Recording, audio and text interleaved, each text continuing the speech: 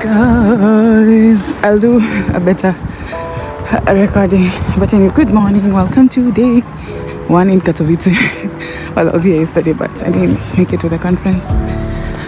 And again, if you've not seen a video on my channel, well, somewhere up there, you can tour this place. You can check it out. But for now, let's go to the conference. Enjoy this video as well. I would have shown you, would have shown you, the empty tour before anyone comes. Maybe we should do that tomorrow. Because for now, I think I was just running. I know I have 10 minutes to the time, but I told my people, let's meet up 10 minutes before. I don't know if they're here, so let's see. Okay, so that's the prayer. We just started prayers. There's devotion going on, so let's go downstairs. I haven't registered. And then let's go register. Hello.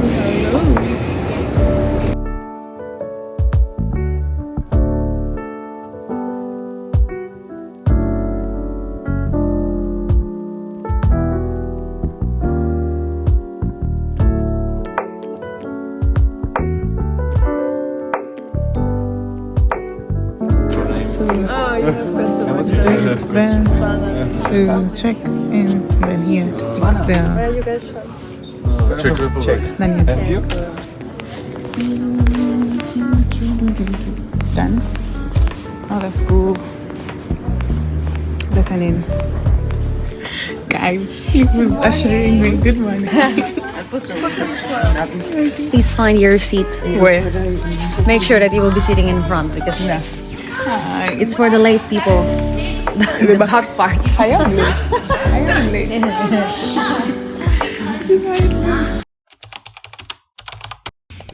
Turn with me to Psalm 107, Psalm 107, and verse 9, just a couple of pages over. Like God, just at that time, Jason got a phone call, and it was the conference president.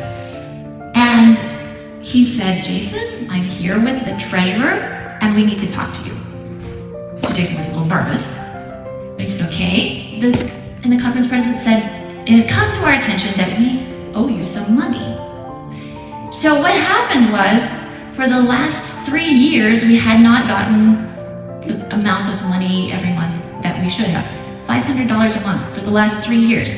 So he said, Jason, you'll be receiving in your bank account $18,000.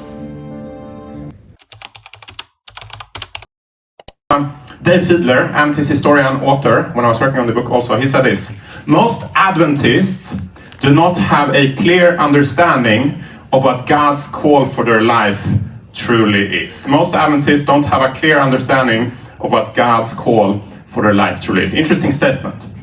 I want to read some quotes that makes this clear. For instance,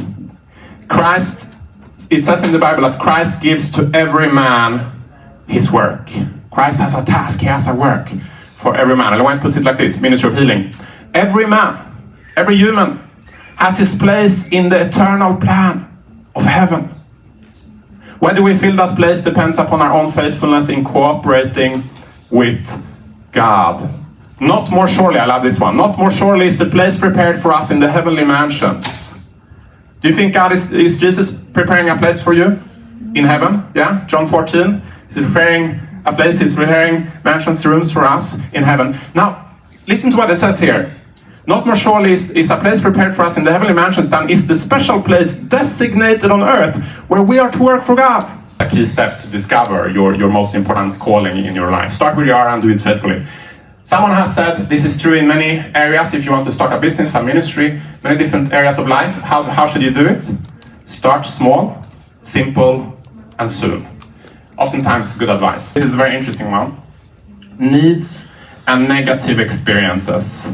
Needs and negative experiences. That can help us. I just want to give you one quote, okay, one statement, one point on this note, and that's the following. It has been said that if you want to know your mission to the world, look at your wounds. When you find healing, help others. This is a powerful statement. This is also a point Paul makes in the Bible. For one, realize why you are here. realize your overall objective. You're here to serve. You're here to serve man. You're here to serve God. That's the first step. Your calling is to save souls. That's your life work. That's your life calling. Whatever your profession, whatever your job, whatever your occupation, God calls you to be involved in that great and awesome work of saving souls. Number 2, start where you are and do it faithfully. Until you know your specifics of your calling, do this. And that's gonna lead you to eventually help you know what the specifics, what the most important task God has for you will be. Number 3, needs and negative experiences. What are some wounds? What are some needs you see in the world, in your church? God can use that to speak to you, to help you know your calling. Number 4, discover your talents. This leads to number 5, which is one of the most important ones. This is a foundational one, this is a critical one. Earnestly seek God and cultivate a living relationship. Earnestly seek God and cultivate a living relationship. It's like this car. It is driven by basic needs, and we will talk about the basic needs. But then it is a front wheel drive, right? So the 2 front tires are our actions and our thoughts. And these are the 2 areas that we can influence directly. I can choose to think and I can choose to act. And it's always my choice. What I think, or let me say, what I let my thoughts dwell on. Sometimes thoughts pop in through what you see, through our senses. But it's my choice. If I stick to them, or if I say, this is not a good thought, I won't. Lord Jesus, please take it away. Yeah?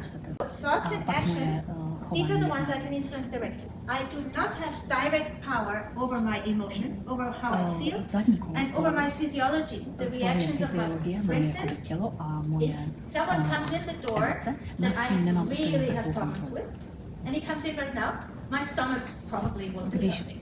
Grab together, or I don't know of anyone here. Until I have resolved these issues with this person, my body will always react in that way. Stomach, relax. You know? But if I change the way I think about this person, and I start acting and doing nice things for him or her, then I won't have that bad stomach. You understand? So these 2, they are like the rear tires, they just follow the front tires, but I don't have direct influence over them. In the end, these are the questions where it comes up to. We will talk about psychological things, but in the end, this is what it comes out to. Do I have that relationship with Jesus, that whatever comes along my way, I can just People are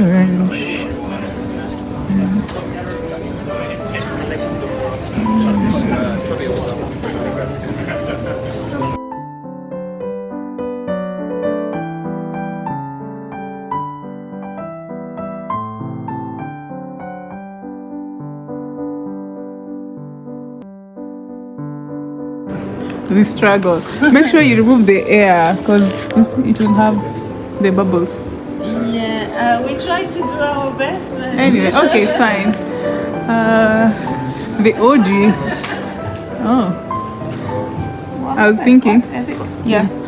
But you already put it in. And Oh, you wanted it to? Yeah, so that it goes down and it looks bigger-ish. You can just try the other one and then shift that after. But she did this, looks lovely. Delight yourself in the Lord and He will give you the desires of your heart. And then we have this, trust in the Lord with all your heart and lean not on your own understanding. In all your ways submit to Him and He will make you path straight. That one has been set up by the gents. The Rwandese. The Rwandese. And then finally, pray about. I don't know. It's just Wait, about. no, that one. But then this Pray about says- everything. No, the No, verse. it's not everything. It's at the bottom. Then, You know the verse, right? It's here. Pray about says- everything, worry about nothing. oh, it's over there. So you- okay, so you need to take this off as well. Pray about. No, this one does not stick. Does it not This is just showing you the verse. So this is what you're sticking. Okay, So it says pray about worry everything, about. worry about nothing. It shows you the verse here. Yeah, that's how it looks. And worry about nothing Yeah. to come here. So it's like the verse at the center. Okay, thank you. This is the other one. For I know the plans I have for you, declares the Lord. plans to prosper you, to have new plans to give you hope in the future. So that is written in how it's looking. They're small, but it's something. If it was a white wall, maybe it would have been seen better.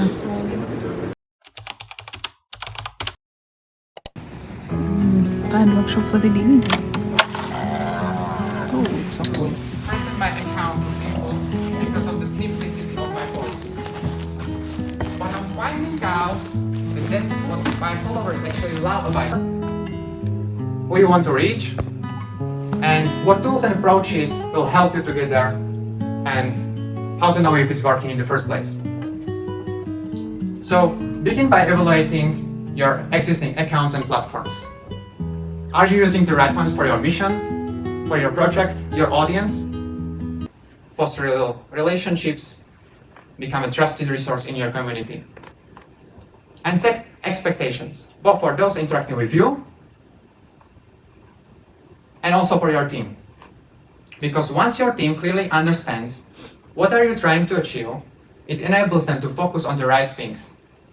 That ongoing Bible studies, active conversations, church attendance, testimonies, event attendance, etc. You get the point. And once you follow all these steps, put it together and set a budget. But to be honest, it's very easy to become overwhelmed, right? We have so many possibilities.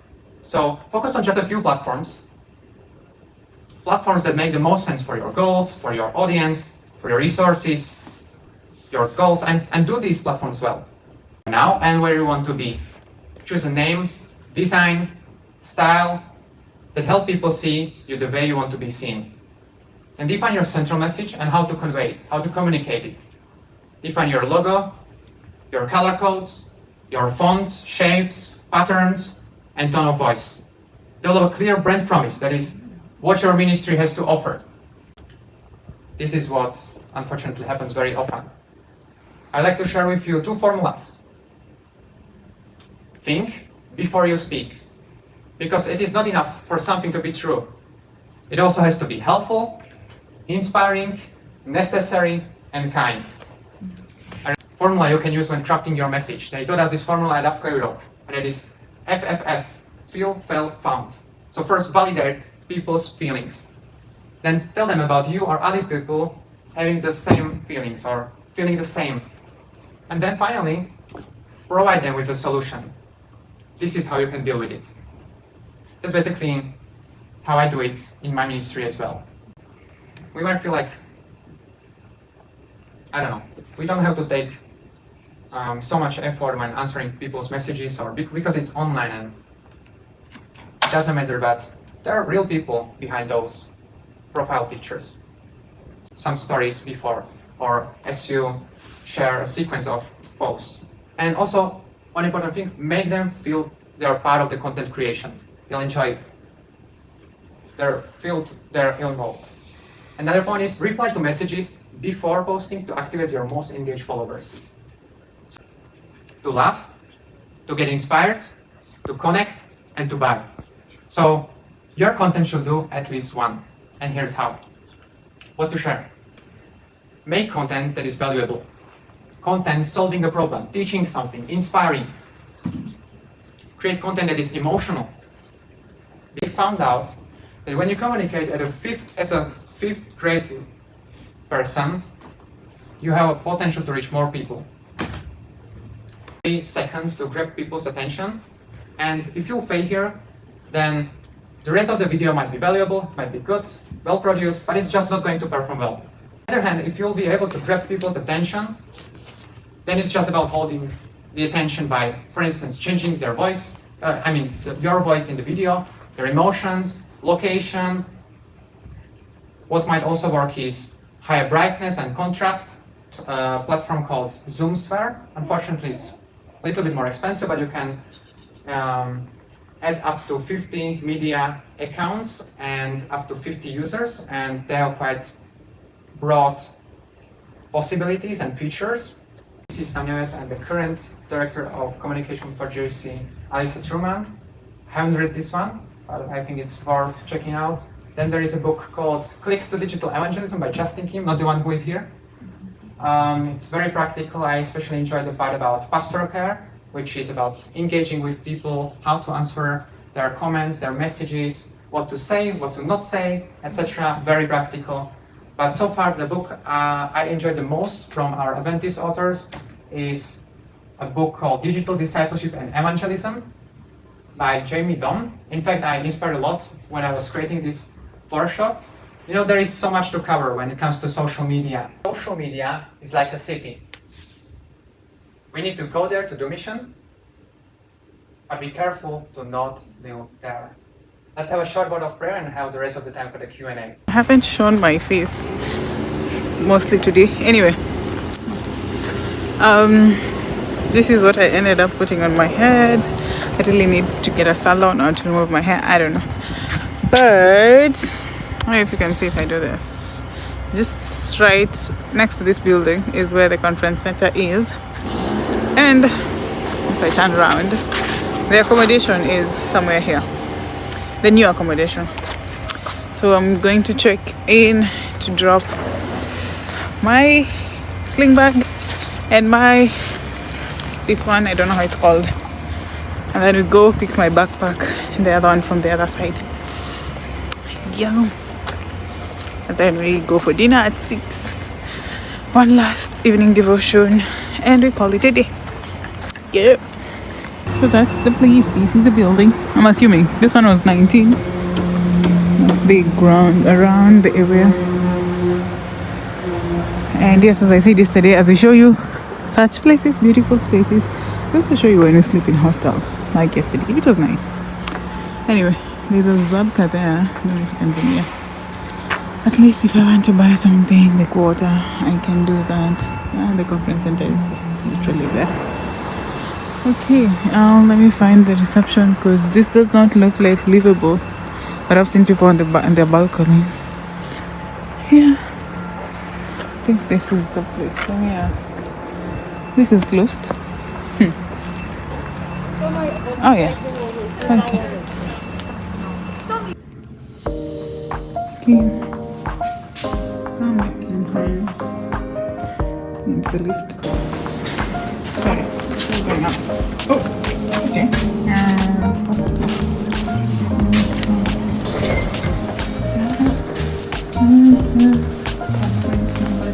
Oh, that's nice. And then you have the code thing to open. Okay, so I got the key from there.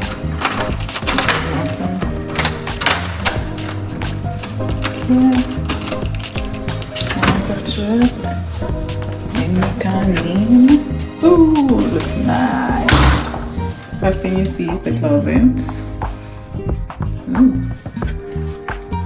Pillows. Okay. I've already removed. Let's switch on the lights. Yeah. This is how I'm looking. Okay, let me remove my shoes. Yeah. We have the bathroom. Shower. Not bad. Okay, good. It's good. And lots of towels. And then let's just start with the bedroom. Sorry. It's a bedroom. Bed that fits 2, closet, more space. Then there's a balcony. I think it goes all the way to the living room. I'll open it from the other side for now. Let's put this here. I need to charge my phones before leaving. But anyway. On the bedroom. We have this. Ooh, the living room. A sofa bed. A couch that turns into a sofa bed, which I think is well sleep. Anyway, I might share the bed with another lady who's coming. Alright, just sleep on the couch. I have no problem. And then, yeah, that's the balcony. And that's the view. Anyway, yeah, it's like a new apartment. So, you have a place to work on inbuilt, which is nice. And then you have a kitchen. Oh, this is nice. I really want to know how much it costs to live here, like rent. Because as you've seen, I don't have a house. I don't have a house. I don't have a house. Anyway, yeah, anyway, pretty much it. So we can cook if you want. I don't want to start opening everything. That's things. That's the dishwasher and it was running. Then the drawers. Yeah. Oh, we have even a more space, tea station or something. Yeah, tea and coffee station. And then the fridge. Oh, they give us water. Okay, yeah, that's it. This is going to be home for the next till Sunday. Today's Thursday. Yeah, you can always go for my birds. Yeah. So we moved houses already. It's 6:20. Dinner is served from 6, I think, to 7. But anyway, I'm going back. I'm almost there. Maybe in the next 3 minutes. Hope there's a long queue. Yeah, I need to cross the road. So yeah, change of outfits. I'm looking the way I want to look, but anyway, yeah, let's go. Let's see what's for dinner. We had like lasagna-ish for lunch with some spinach and meaty all in the center. Yeah. The church in Europe is, some would say, it's dying. And one of the indicators of that is we don't have enough ministers from our own ranks to fulfill the number of ministers we need. We need pastors. We need missionaries. We need Bible teachers. We need Bible workers. We need Bible teachers in our schools. And maybe God is calling you to give up your career dreams and sacrifice what might be slightly more financially cushy to work for Him. In your 20s. Maybe in your 30s. Maybe you say, I'll give the next 5 years to God. I don't know. The message this evening is entitled The Three M's. M, and M. 1892. Having traveled over every step of advance in our present understanding, I can say, praise God. As I see what the Lord has wrought, I am filled with astonishment and with confidence in Christ as our leader. And then she says this part where you hear often quoted. We have nothing to fear for the future, except as we shall forget the way the Lord has led us and His teaching in our what? So you've got nothing to fear going this way unless you forget what happened that way. Be fearful going that way. But if you remember this, then as you go this way, it's okay. Because as you go this way, you're encouraged and you remember, oh well, that's a challenge up there, but I remember that God was with His people like 50 years ago in that same situation, so I can press on. It gives us that encouragement, and the narrative of history encourages. And then the quotation goes on and says, in a way that we don't often go on and say, the dealings of God with His people should often be what? Repeated. Often be repeated. Hibernation is just living a righteous life in your family and not sharing the truth with anyone else. Hibernation is just being by yourself to get righteous. I'm glad that the early apostles didn't believe in that. They didn't start the monastery of Jesus Christ and become the friars of Jesus Christ. No. They became disciples on a mission to the world. And they believed in mission and they believed in evangelism and they spread the truth all over the world. And all of them, except John, died a martyr's death. Movement and missionaries. If you've ever been to the US, you've heard stories. It was in this church where a man called Cyrus Farnsworth went to church. And on one Sunday, a man called Frederick Wheeler was preaching the sermon. And a lady in the congregation, her name was Rachel Preston Oakes. She's there in the congregation and she says to him after the church service, I wanted to stand up to you, tell you to be quiet. You were talking about keeping the commandments of God and you're here at church on Sunday. We should not be going to church on Sunday, we should be going on Saturday, which is the Sabbath of the Lord. Whoa. You know when you're a preacher, people say nice things at the door, sometimes they don't. And if you just preach a sermon that Sunday and she says that's not, whoa. But thankfully, Frederick Wheeler was an honest man. And he studies the Sabbath in this house. This was Cyrus Farnsworth's house. Joseph Bates went to study the Sabbath in this house too, right behind that window there. Joseph Bates, Cyrus Farnsworth, Frederick Wheeler, and they're studying the Sabbath there, and they come to the conclusion that they've got to keep the Sabbath, and they make an agreement, we're going to keep the Sabbath. How did Ellen White keep the Sabbath? Ellen White keeps the Sabbath because she receives a Bible study from Joseph Bates. You may not be getting it. One of the biggest criticisms for you as a Seventh-day Adventist from people that are not Adventists is you get everything from Ellen White. Well, actually, no, we get it from the Bible. And in fact, when Ellen White chose to keep the Sabbath, she did not get a vision from God. No, she didn't.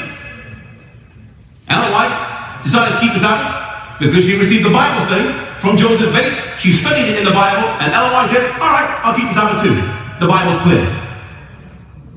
Months later, God gives her a vision, and she had several other visions after that. But first, she makes the decision on Bible study and conviction to keep the Sabbath based on a Bible study from Joseph Bates, who finds it from Frederick Wheeler, who finds it from Rachel Preston Oakes, who found it from some guys eventually in London, Seventh-day Baptists. They had a message, and they sent out missionaries, and they started a movement.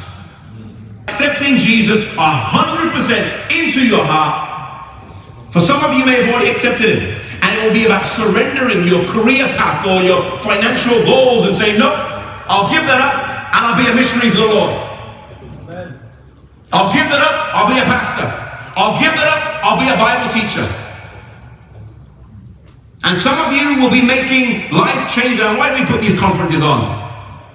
Because it's during this environment where all these decisions, and the Lord's speaking to you through all the things going on, and sometimes we need a pressure cooker to make decisions. Give your best years. Give your best years to Jesus. Give your best years to him.